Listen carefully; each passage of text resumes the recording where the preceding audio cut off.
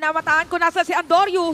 Papasok na nga dito si James Perez. Kaya sinusod dito si Andoryu habang yung turtle kinukuha pa rin ang Twisted Minds. Pero si Andoryu pa rin makakakuha. Diretso naman ang gamit ng kanyang ultimate. So James dito mukhang mabibigyan na dahil laban sa apat na players yan. First Blood will go to Smart Omega. Naka-arm of the carry. Oh, MP.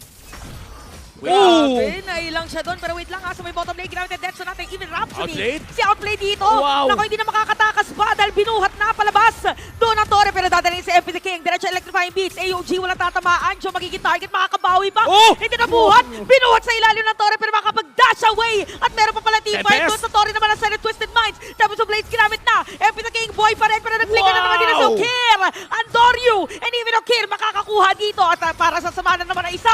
Escalera ginamit na rin yung pang-regen niya. Pero hindi sapat para i-sustain yung damage dito ng Omega. Ako na ata yung Pogi. Kahit ano mangyari, basta makuha ng jungler yung mga objective na gusto niya. Oh, Escalera? Grabe, binubuhat talaga, no? Nagamit na lahat ng mga spells at yan na nga. Talagang buhat ang gagawin natin. Pati namaan ng Unbreakable. So, Super Yoshi and Omega dito makakakuha na naman ng panibag. Sabi mo na rin yun talaga ang hinihintay ng power spike ng Granger, yung pagbili ng isang Sky Piercer na yan. Oy, wait lang. Magkakasalubungan. Si James na naka-front. Habang si Joe makikita ng tamaan ng Dark Wave. Para makakapag-flicker in. Laban kay Joe. Si Joe buhay pa rin. Buhay pa rin dito si Joe. Masara nabigyan ng nabaliktad pa. Si Escalera nakuha nila. Outplay. James! Oy, wait lang. Si James. Nasara pa rin nila. Gusto talaga nilang kuhanin si Joe. Pero nada. Sabi dito ni Big J.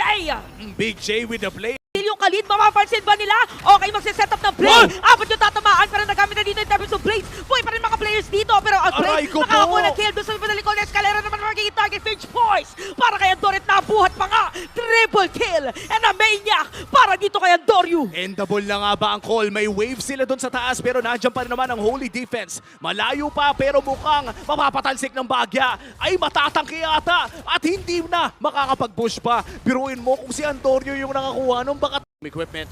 In terms of yung pagiging sapat na damage, pakiramdam ko, ito na yung Ling na masakit talaga. AOG with ang RKO, what mo ka mabubura lang? Si Escalera, ni wrestling na, umabot na. Agad na umatras dito si James. So sabay na papasok ang mga players ng Omega.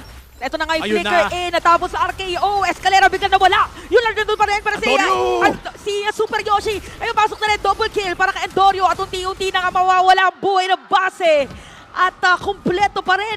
Pwede pa mangarap ang barangay for the playoff spot. Kakapit ang